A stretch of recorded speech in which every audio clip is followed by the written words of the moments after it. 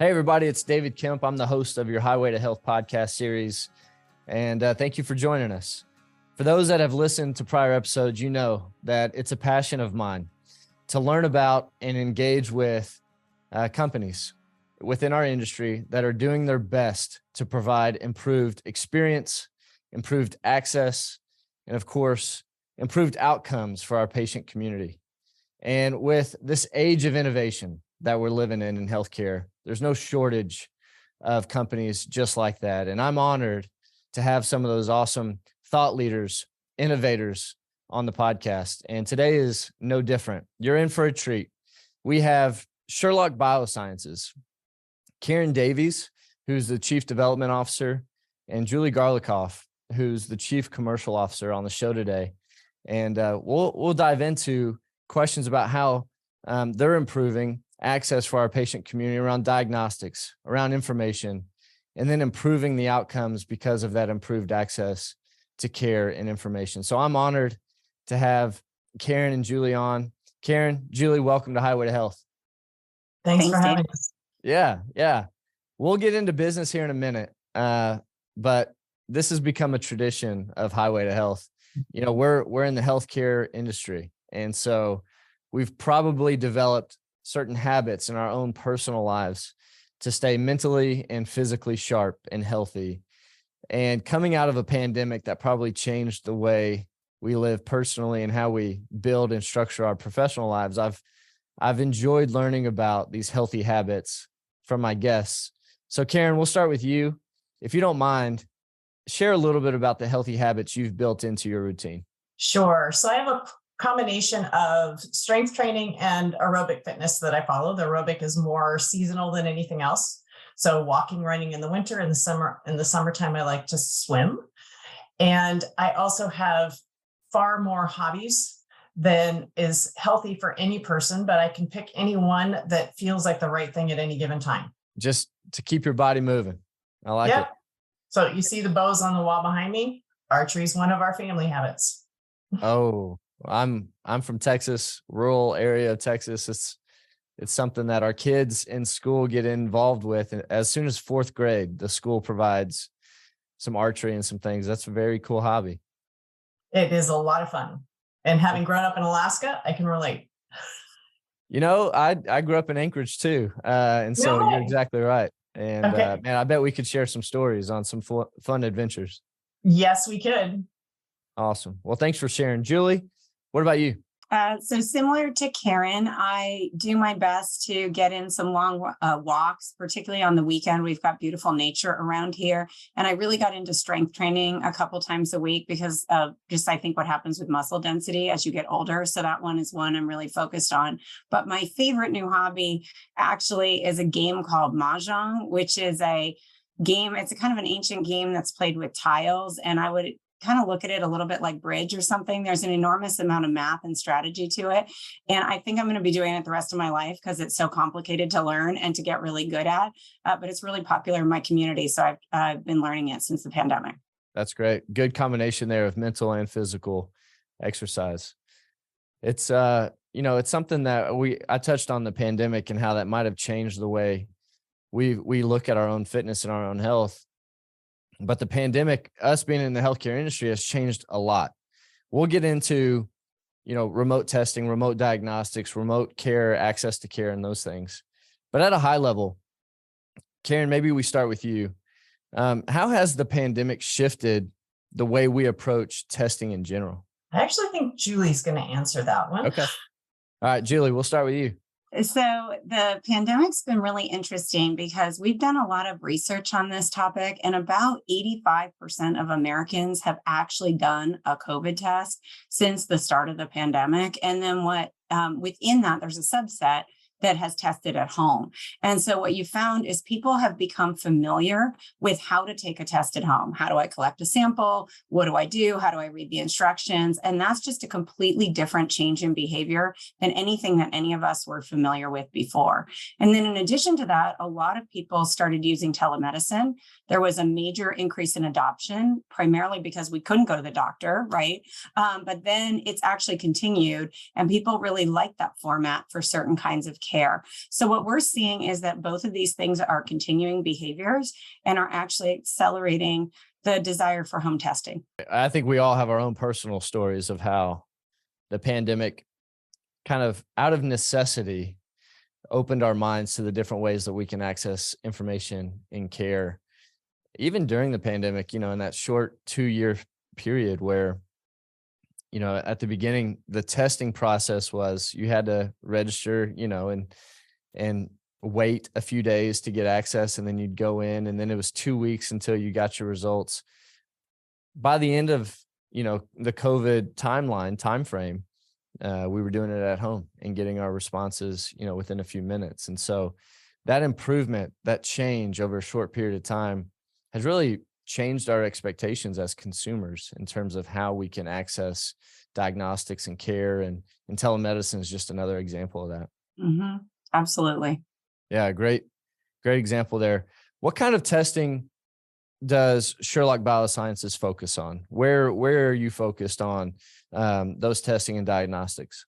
So right now we're a pre-commercial company, but we're really looking at where is the intersection of our chemistries and technologies. And so we've looked at where does our test perform the best. Then we've talked to a lot of consumers to understand where do they want to test and what do they want to test for at home. And when we put those two together, the intersection was really in the areas of respiratory and sexual health. And when I say respiratory, I don't just mean COVID tests. I'm talking about things like flu or RSV, or even in the future, strep throat or walking pneumonia. And then when I'm talking about sexual health, we're really looking at the most common and curable STDs that are out there today as a starting point, which would be things like chlamydia, gonorrhea, and trichinosis. And so, all of those, everything that you just mentioned, the longer the patient has to wait, the longer the consumer has to wait to gain access to that care, the more stress that builds up. Not only does the experience for the patient or the consumer take a hit, but the quality of life does as well. I'm sure you guys have seen how, delivering that type of care quickly, more affordably, and with better convenience provides a better experience, but also better outcomes. Absolutely. And you're hitting on some of the big things that we hear from consumers all the time, which is it's such a hassle for me to go to the doctor, get an appointment, go to a lab in addition to going to the doctor, take off work, take my kids out of school. So it's not just how long it's taking to get the test results. That's actually another huge source of anxiety and stress for people. But it's also just that entire experience of how long and how much of a kind of an inconvenience it is for people. So if we can make it easier and it improves access dramatically if we can make it easier for people to test. Yeah, well said.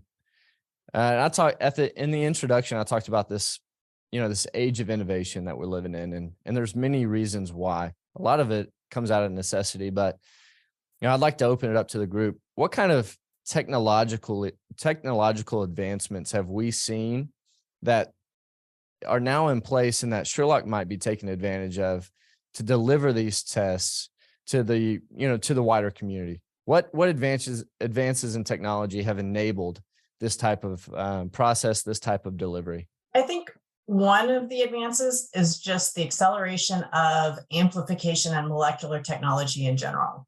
So the PCR systems that are in use in central labs now are small enough and fast enough to be able to hold in your hand and operate at home. The second one is artificial intelligence, not like the chatbots that are out there, but in order to comb databases and develop tests more quickly that have better inclusivity, better exclusivity, things that give the confidence that they're going to work at home really, really well. And then the last one is that I'm going to talk about today, at least, is CRISPR. So what CRISPR brings to our Sherlock tests is isothermal amplification is available in a couple of tests that are accessible for use in the home. But what CRISPR does is it adds specificity to those. So it makes those tests work even better so that you know that when you get a positive result, it's really positive for the bug that you're trying to detect. Man, and that's such a big piece of it. It's trust. as well as access, right? Access to information is great, but you have to be able to trust that information. And so that means the diagnostic, the test has to be easy enough for the consumer who's not clinical in nature to use it correctly so that they can trust the result that they're given. Absolutely. So we'll make sample collection as simple as it can be. I think with the pandemic, people are used to collecting their own samples, running their own tests, getting a result. We just want to build that trust even further by providing them an even more accurate result than they can get right now. Well, I mentioned it when we were talking about how we stay fit, healthy mentally and physically. I grew up in Alaska. I live in small town Texas now.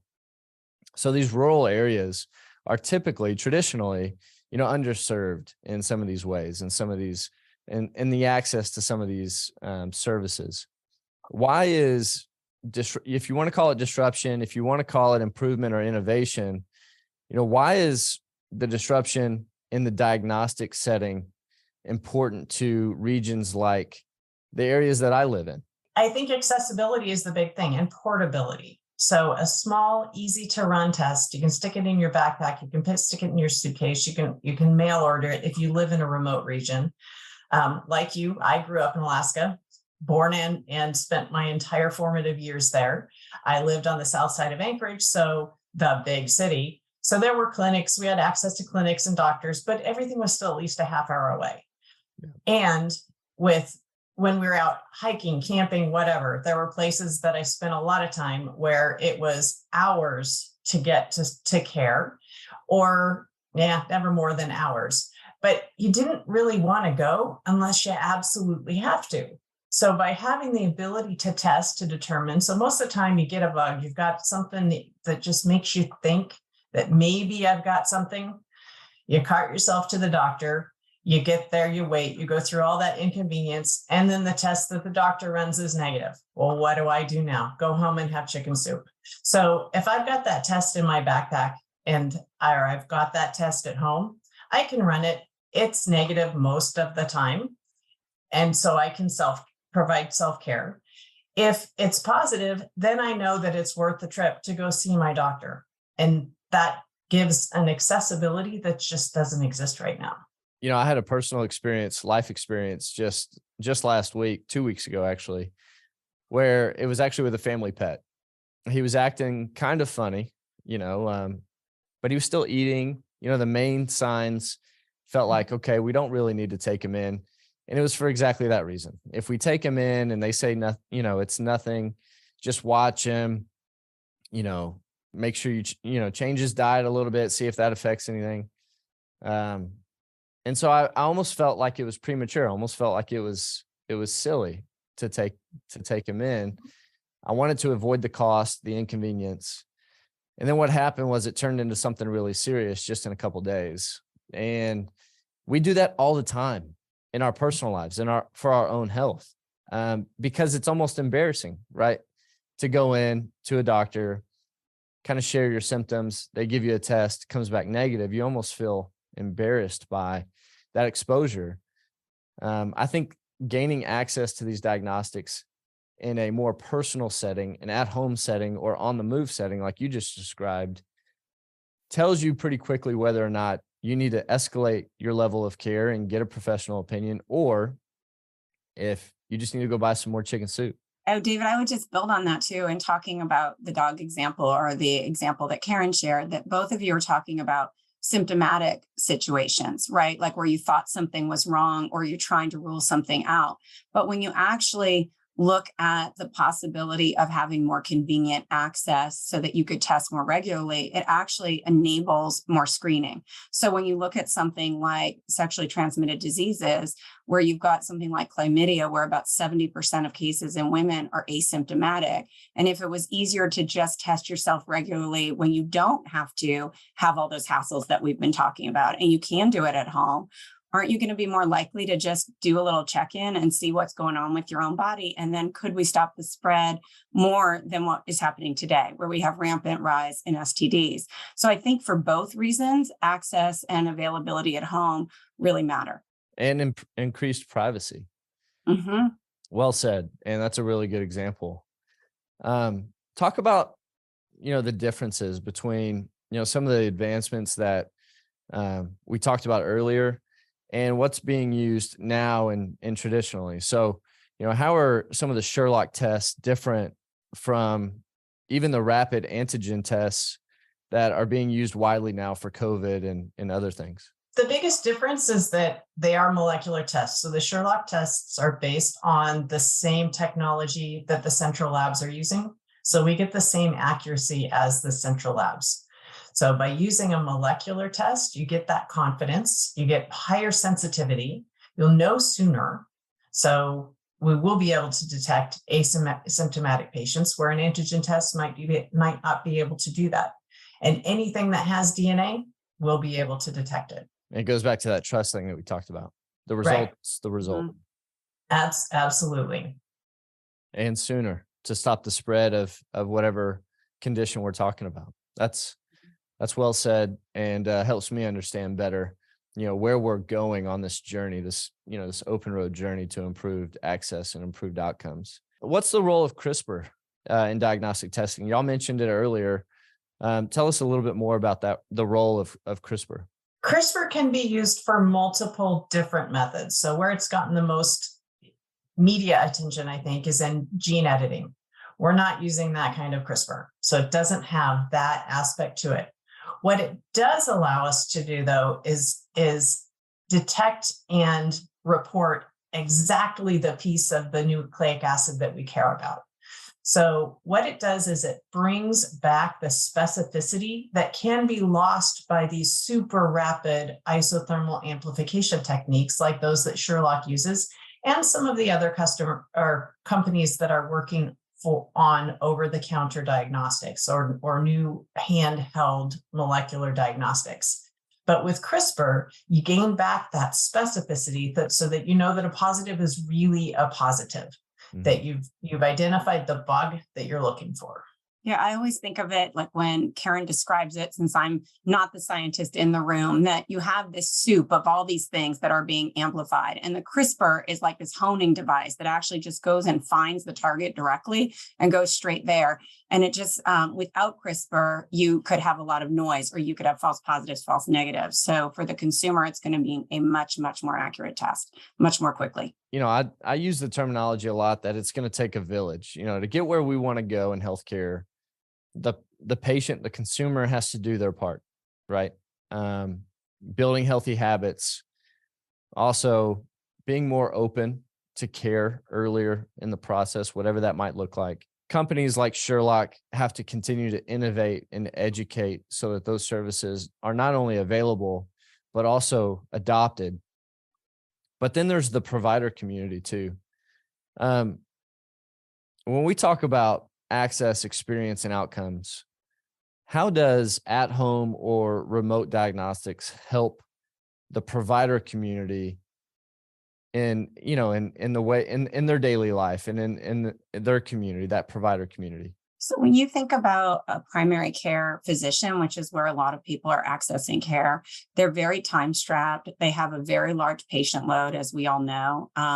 If you think about your dog example, I think it's actually the perfect example, right? In many cases, you're going into the doctor, and when it comes to something like flu, only about like 20% of the people who are coming in to get a flu test actually are testing positive for the flu. So the other 80% of those visitors to the doctor are just getting sent home with that chicken soup example. Or in the case of your dog going to the vet, it's kind of the same example, right? So if you could take that primary care physician and free up their time to deal with a person who really has an acute case or something that needs more time to diagnose or more time to understand, that makes a more interesting work life for the physician, right? It taps into their skills more, but it also just means that people are coming in and using the healthcare system more when they really have a need versus for some of these things like screening that could be pushed down into the home.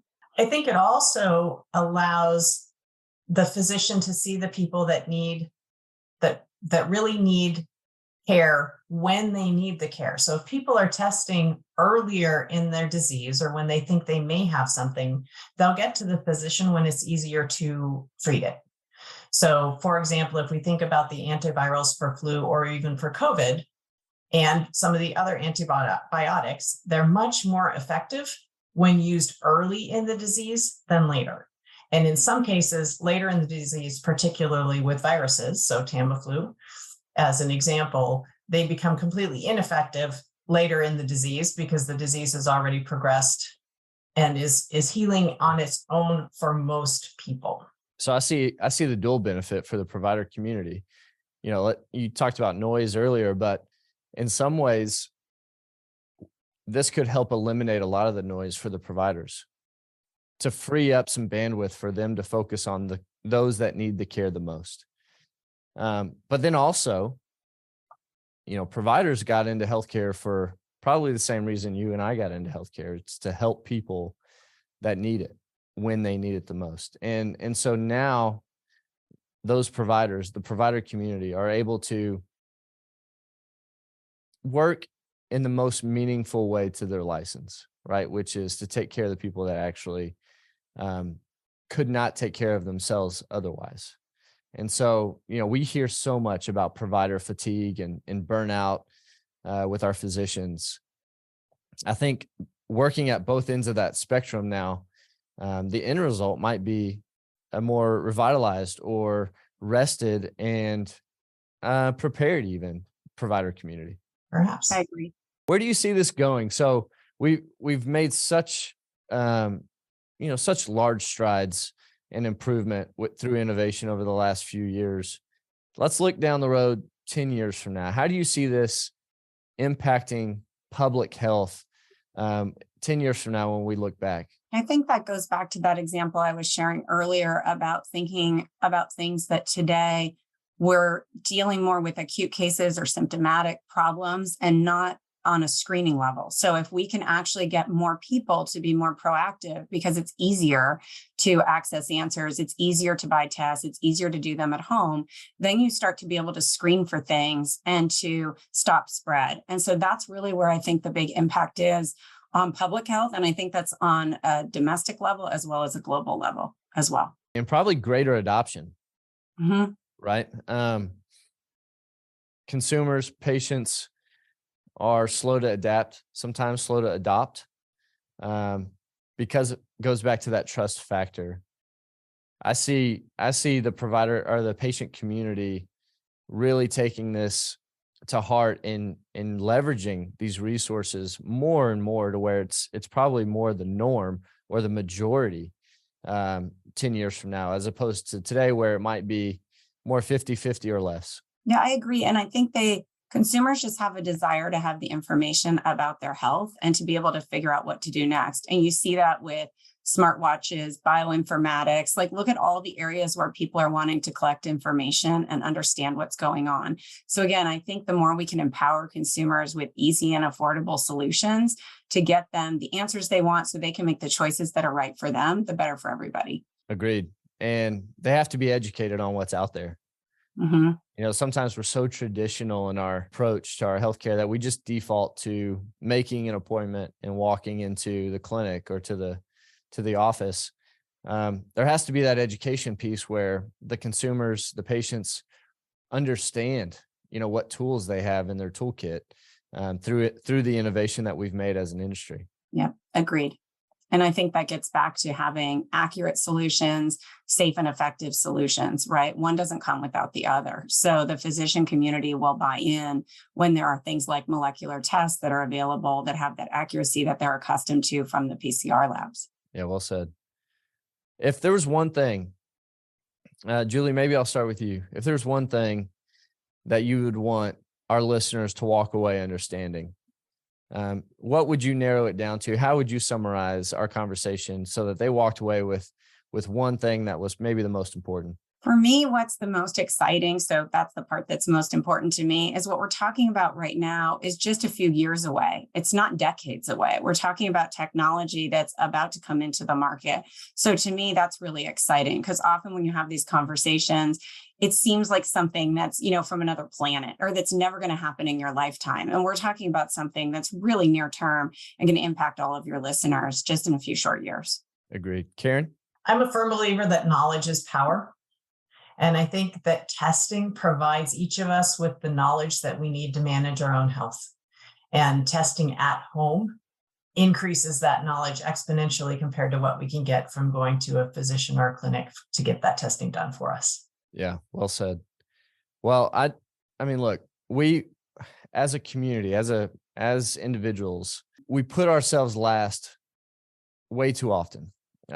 We put our job, our family, other things, other priorities ahead of our own health sometimes, and we delay the information and the care that we need to live the healthiest, highest quality of life sometimes. And through personal experiences, we all have them.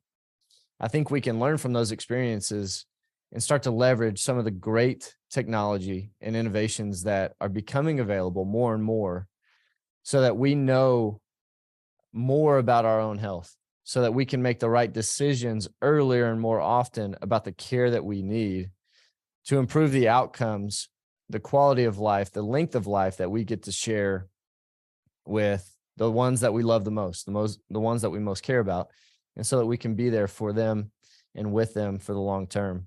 And it's companies like Sherlock Biosciences that are most exciting, because, Julie, to your point, this isn't pie in the sky. This is something that is becoming more and more available now. We need, as a patient community, to learn as much as we can so that we can leverage them when the time is right, so that we can be healthier for ourselves, provide our provider community the most tools possible, and improve the public's health to the greatest point we can. I can't thank you all enough for being a part of Highway to Health. Thank you for being a guest. David, thanks for having us. Thank you all.